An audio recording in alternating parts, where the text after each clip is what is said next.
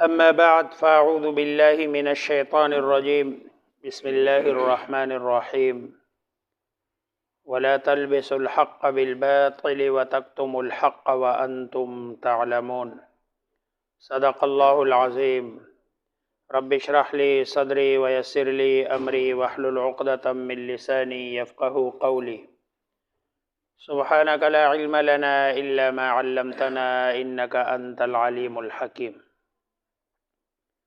میرے واجب الاحترام بزرگوں اور دوستوں، ہمارے معاشرے کا ایک بہت بڑا ناسور ہے دھوکہ دہی اور فریب۔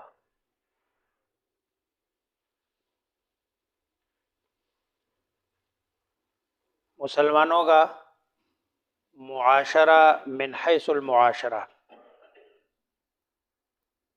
دھوکے، فراڈ اور فریب میں مبتلا ہے۔ پھر دھوکہ کبھی دینی معاملات میں، کبھی معاشرتی معاملات میں، کبھی خرید و فروخت کے معاملات میں، یہ سارے کے سارے دھوکے ہیں۔ اور اس سے زیادہ جو خطرناک ہے ایک دھوکہ یہ ہے کہ بندہ اپنا آپ وہ دکھا رہا ہے جو وہ ہوتا نہیں ہے۔ یہ بھی دھوکے کی ایک قسم ہے۔ سب سے پہلا جو دھوکہ ہے وہ دینی معاملات میں ہے۔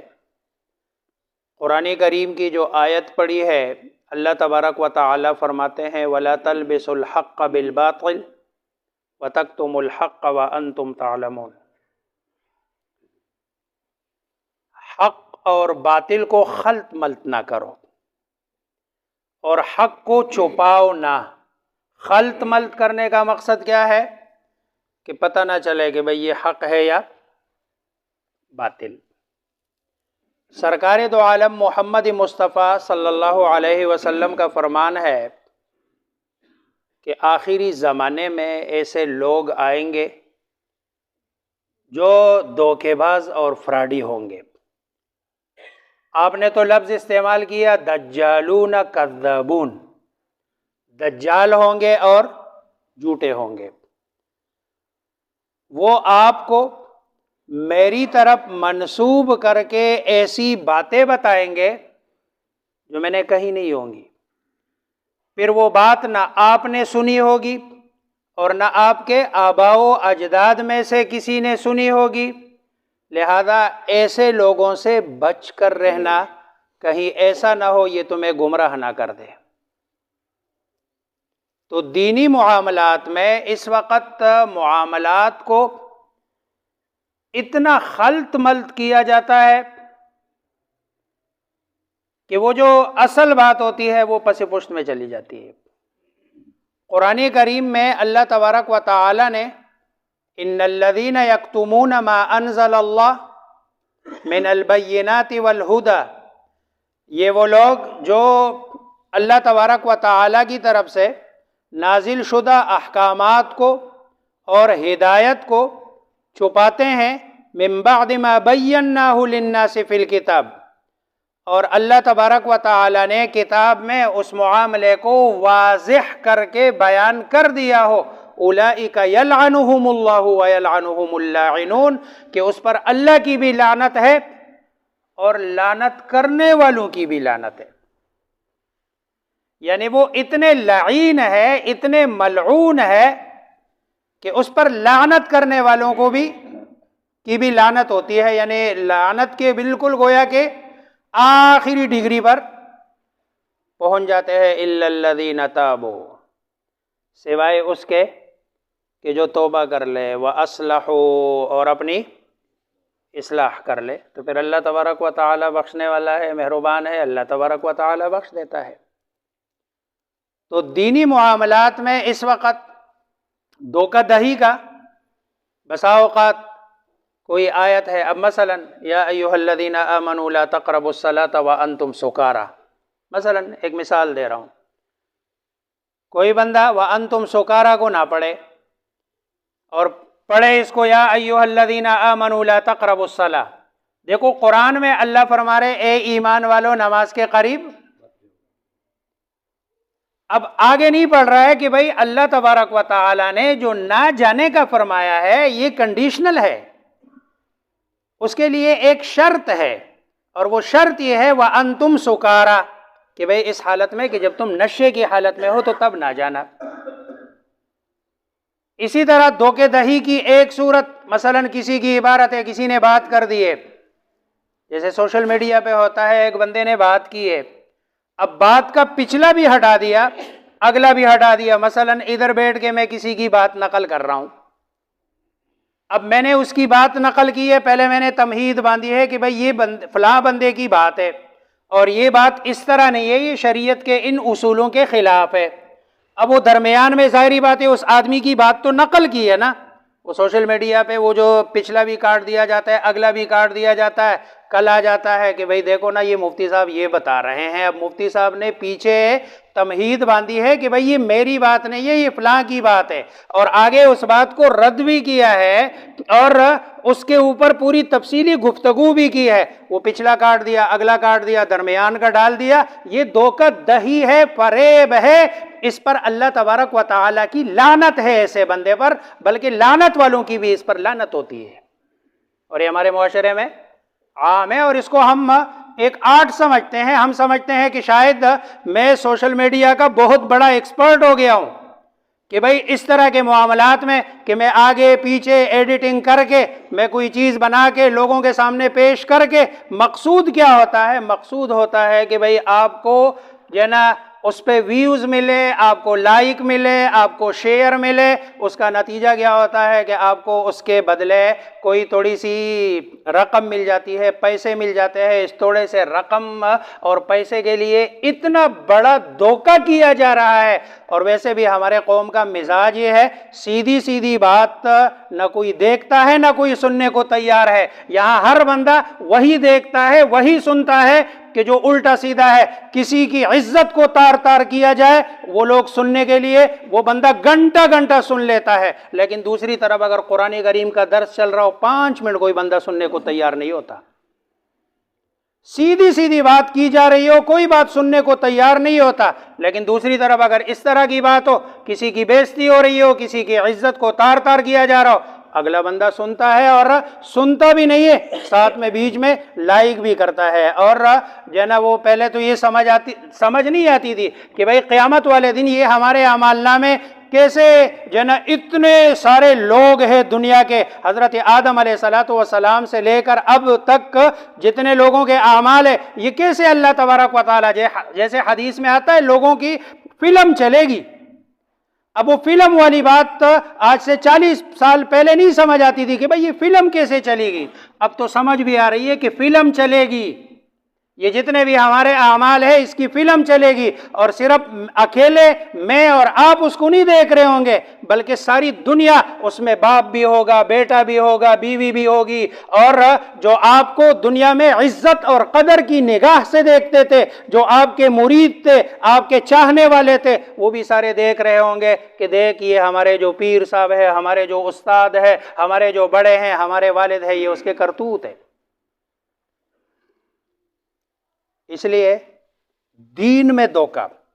پھر آج کل ایک اور چیز ہے، حدیث آئی ہے رسول اللہ صلی اللہ علیہ وسلم کی طرف منسوب کر کے، کوئی پتہ نہیں ہے حدیث ہے بھی یا نہیں، لیکن نا اگلا بندہ اس کو آگے شیئر کرتا ہے. بھئی پہلے اس کی تصدیق تو کر لے. آپ کیوں ایک ایسا گناہ، رسول اللہ صلی اللہ علیہ وسلم کا فرمان ہے من کذب علی متعمدا فلیتبوأ مقعدہ من النار، جو مجھ پر جھوٹ بولتا ہے جان بوجھ کر تو وہ اپنا ٹھکانہ جہنم میں بنا لے. تو ایک شعر اور ایک ایسی بات جو رسول اللہ صلی اللہ علیہ وسلم نے نہیں فرمائی ہو اس کو آگے شیئر کر کے اپنا جہنم میں ٹھکانہ کیوں بنا رہے ہیں؟ پھر کوئی ایک حدیث پڑھ کے اس سے نتیجہ نکالنا، یہ اس وقت کا سب سے بڑا مسئلہ ہے. کوئی ایک حدیث پڑھیے اور اس کا نتیجہ نکال دیا. حدیث میں ناسخ ہے، منسوخ ہے، تقدیم ہے، تاخیر ہے، ابتدائی اعمال ہے، انتہا کے اعمال ہے. اور حدیث تو کہتے ہیں رسول اللہ صلی اللہ علیہ وسلم کے قول کو، فعل کو، اور آپ صلی اللہ علیہ وسلم کے زمانے میں یا آپ کے سامنے جتنے بھی اعمال ہوئے ان سب کو حدیث کہتے ہیں. لیکن حدیث کے یہ تدریجی احکامات ہے. اب تدریجی احکامات میں کوئی بندہ اسلام کے بالکل ابتدائی کسی حکم کو جو رسول اللہ صلی اللہ علیہ وسلم نے فرمایا ہو اس کو شیئر کر کے وہ کہتے دیکھو ساری دنیا اس کے خلاف کر رہی ہے. بھائی ساری دنیا اس کے خلاف نہیں کر رہی ہے، آپ کو سمجھ نہیں آئی ہے. آپ نے ایک حدیث پڑھی ہے، حالانکہ اس موضوع پر 20-25 احادیث ہے. یہ تدریجی احکامات ہے. اس تدریجی احکامات کی بنیاد پر جو آخری حکم بنا ہے وہ یہ بنا ہے. جیسے قرآن کی آیت ہے خمر کے بارے میں، شراب کے بارے میں، ابتدا میں جو خمر کا حکم ہے تو اللہ تبارک و تعالیٰ فرما رہے ہیں کہ اس میں منافع ہے تمہارے لیے، لیکن وَإِثْمُهُمَا أَكْبَرُ مِن نَفْعِهِمَا، اس کا جو گناہ ہے یہ نفع سے. اب دیکھو یہاں نفع بتایا جا رہا ہے، کلیئر کٹ منع نہیں کیا جا رہا ہے، کلیئر کٹ اس کو حرام نہیں قرار دیا جا رہا ہے. اب اگر کوئی بندہ اس آیت کو بنیاد بنا کے کہے کہ بھئی شراب تو حلال ہے کیونکہ اللہ تبارک و تعالیٰ اس کا نفع بتا رہے ہیں، تو یہ غلط بتا رہا ہوگا. اس نے گویا کہ پورا قرآن پڑھا نہیں ہے، اس کو سمجھنے کی کوشش نہیں کی ہے. انما الخمر والمیسر والانصاب والازلام رجس، یہ گندگی ہے، من عمل الشیطان، یہ شیطان کا عمل ہے، فاجتنبوہ، اس سے اجتناب کرو، لعلکم تفلحون، تاکہ تمہیں کامیابی حاصل ہو جائے. یہ والی آیت نہیں پڑھی، پچھلی والی آیت کی بنیاد پر حکم لگا کے اس لہذا اس سے بھی اجتناب کیا جائے کہ کسی ایک حدیث کو پڑھ کر اس پر عمل اور اس پر حکم لگا دیا جائے. یہ بھی دھوکہ دہی کے ضمن میں آتا ہے، یہ بھی دھوکہ دہی ہے. دھوکہ دہی کی دوسری قسم جو اس وقت معاشرے میں ہے، معاشرتی امور میں، مثلا نکاح کے معاملات میں دھوکہ دہی. لڑکا کیا کرتا ہے، وہ گریڈ 19 کا آفیسر ہے، بعد میں پتہ چلتا ہے کہ اس کی تو نوکری نہیں ہے. اب یہ معاشرے میں عام ہے، یہ دھوکہ ہے. یہ اس معاشرے کا المیہ ہے کہ بھئی دکھایا وہ جا رہا ہے کہ جس کا حقیقت سے کوئی تعلق نہیں ہے. پھر اس کا نتیجہ کیا نکلتا ہے بچی کے بارے میں کہ بھئی اتنی پڑھی لکھی ہے، اتنا پڑھا ہوا ہے، یہ ڈگری ہے، وہ ڈگری ہے، ادھر نوکری کر رہی ہے، گاڑی ہے، کار ہے، ساتھ میں بنگلہ ہے، یہ ساری چیزیں ہیں. جب آخر میں پتہ چلتا ہے کچھ بھی نہیں ہوتا، نتیجہ کیا ہوتا ہے؟ نتیجہ یہی ہوتا ہے کہ بھئی طلاق ہو جاتی ہے، جدائی ہو جاتی ہے. اب یہ دھوکہ ہے. تیسری قسم کا دھوکہ جو کاروبار میں ہوتا ہے، دکھایا کچھ جاتا ہے، دیا کچھ جاتا ہے. خصوصاً آج کل جو یہ اپنا آن لائن چیزیں منگائی جاتی ہے، اور آن لائن چیزوں میں وہ دکھاتے کچھ ہے اور آپ کو بیچتے کچھ. مجھے زندگی میں ایک ہی مرتبہ آن لائن کوئی چیز منگانے کا خود بذات خود اتفاق ہوا. کوئی کپڑے منگائے کراچی سے، اور وہ جو پارسل آیا اس پارسل میں ایک چڈی تھی، چڈی یعنی پینٹ، وہ بھی کٹی ہوئی اور تھی بھی کسی امریکن دبنگ جو ہے نا بڑے آدمی کی، جو گھر میں کسی کو، اور ساتھ میں اتنا سا کوئی ٹکڑا کپڑے کا پڑا ہوا تھا. پھر وہ کال کر رہے ہیں. یہ اس دن بھی ہم نے منگایا ایک اس کے لیے مائک منگایا، یہ بچے نے منگایا اور میرے نام پہ میرے گھر آیا. وہ پتہ چلا کہ مائک خراب ہے. اب اس کو فون کرے، فون ہی نہیں اٹھا رہا. اب یہ دھوکہ نہیں ہے تو کیا ہے؟ دکھا کچھ رہے ہیں کہ بھئی یہ بہت اچھی چیز ہے، 3500 روپے دیے، لیکن یہ دھوکہ ہے، فراڈ ہے، اور یہ پیسہ یہ ہضم نہیں ہوگا. لیکن ایک مسلمان کے ساتھ دھوکہ کرنا، اس لیے آن لائن اگر کوئی کام کر رہا ہے تو اس میں دھوکہ نہ کرے. اور اچھا تاجر تو وہ ہے، ہمارے تابعین میں سے بہت سارے تابعین صحابہ میں سے انہوں نے تجارت شروع صرف اس مقصد کے لیے کی تھی کہ بھائی کوئی بندہ ہمارے پاس آئے اور اپنی کوئی چیز جو اس نے خریدی ہوئی ہے وہ واپس کرے اور پھر ہم تجارت کو بند کریں تاکہ یہ اجر اور ثواب ہم حاصل کر لیں۔ رسول اللہ صلی اللہ علیہ وسلم کا فرمان ہے کہ جو بندہ کسی مسلمان کے ساتھ اقالہ کر لے، اقالہ ایک ٹرمینالوجی ہے، اصطلاح ہے، اقالہ کہتے ہیں کہ آپ نے کوئی چیز بیچ دی ہے، بیچ کر اس نے لے بھی لی ہے، عیب اس میں کوئی نہیں ہے، عیب کی وجہ سے اس کو واپس کرنے کا اختیار ہے اور شرعی قانون آپ کو پابند بناتی ہے، اور اس نے پہلے چیز دیکھی بھی ہے، سب کچھ ہے، لیکن گھر جا کر اس کا جو ہے نا مائنڈ چینج ہو گیا، ذہن تبدیل ہو گیا، اور وہ کہتا ہے نہیں مجھے یہ چیز نہیں چاہیے، اور یہ پھر واپس آ کر جو ہے نا جس سے خریدا ہے اس کو کہتا ہے بھائی جان میں نے آپ سے یہ چیز لی ہے، بالکل جیسے آپ نے بتایا ویسے ہی ہے، لیکن میں واپس کرنا چاہتا ہوں، اور یہ واپس لیتا ہے، اس کو عربی میں اقالہ کہتے ہیں۔ تو فرمایا جو کسی مسلمان کے ساتھ اقالہ کرتا ہے اقال اللہ عثراتہ یوم القیامہ، اللہ قیامت والے دن اس کی ساری لغزشوں کو دور کر دے گا، ساری لغزشوں کو۔ تو ہمارے جو بڑے تھے، دین پر چلنے والے تھے، انہوں نے تو کاروبار صرف اس مقصد کے لیے کہ رسول اللہ صلی اللہ علیہ وسلم کے اس فرمان پر، اور آج دھوکہ دہی، فراڈ ہر چیز میں۔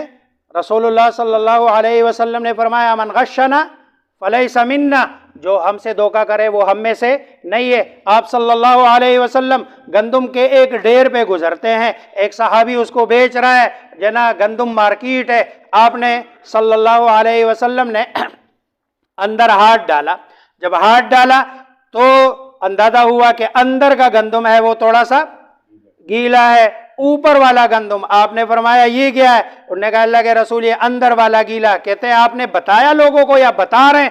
فرمایا نہیں۔ آپ نے فرمایا نہیں، یہ تو دھوکہ ہے، فراڈ ہے۔ اور اس وقت معاشرے میں ریڑی والے سے لے کر حکمران تک تقریباً 95% ہم لوگ دھوکہ دہی کا شکار اور دھوکہ دے رہے ہیں۔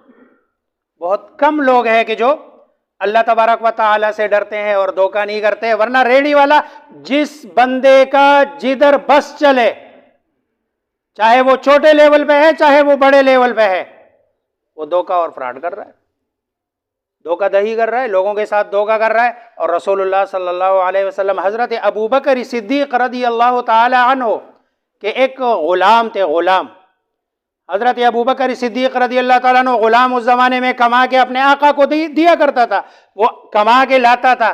چنانچہ ایک دن حضرت ابوبکر صدیق رضی اللہ تعالیٰ عنہ کے پاس وہ کچھ چیزیں لے کے آیا، تو انہوں نے پوچھا ابوبکر صدیق رضی اللہ عنہ کہاں سے لے کے آیا ہو؟ انہوں نے کہا یہ میں زمانے جاہلیت میں کہانت کرتا تھا اور مجھے کہانت کا پتہ نہیں تھا، کہانت کا علم میرے پاس نہیں تھا، ایک بندے نے اس کو ضرورت تھی کسی کاہن کی، میں گیا اس کے پاس اور میں نے اس کے لیے کہانت کی ہے، اور جنا اس کے جو پیسے تھے وہ آج میں نے لے لیے۔ تو حضرت ابوبکر صدیق رضی اللہ تعالیٰ نے فرمایا اچھا تم نے اس کو دھوکہ دیا ہے اور دھوکہ دہی سے تم نے یہ رقم حاصل کر لی۔ چنانچہ حضرت ابوبکر صدیق نے اس میں سے جو تھوڑا سا کھایا تھا اپنی انگلی ڈالی ہے اور ڈال کے وہ سارا اپنے منہ سے نکال کے قے کر کے دیے، تاکہ ایسا پیسہ، ایسی چیز، ایسا کھانا یہ پیٹ میں نہ جائے کہ جو دھوکہ دہی سے حاصل کیا گیا ہو۔ دھوکہ دہی میں جو سب سے بڑا اس وقت ہمارے معاشرے میں ہے بڑا دھوکہ، وہ یہ ہے بندہ جو ہوتا ہے وہ دکھاتا نہیں ہے، اس سے بڑھ کر اپنے آپ کو دکھاتا ہے۔ اور یہ کب؟ جب ہماری کوئی ایونٹ ہوتے ہیں، شادی بیاہ ہوتی ہے یا اس میں ہوتی ہے، بندے کی اتنی حیثیت نہیں ہوتی جتنی وہ لوگوں کو دکھا رہا ہوتا ہے۔ ادھار لیا، قرض لے لیا، لوگوں سے پیسے لے لیے، اپنے اوپر قرض کا انبار لگا دیا، صرف کس لیے؟ اس لیے کہ معاشرے میں اپنا آپ لوگوں کے برابر اور مساوی دکھا دوں، حالانکہ حقیقت میں وہ لوگوں کے برابر اور مساوی مالی طور پر ہوتا نہیں ہے۔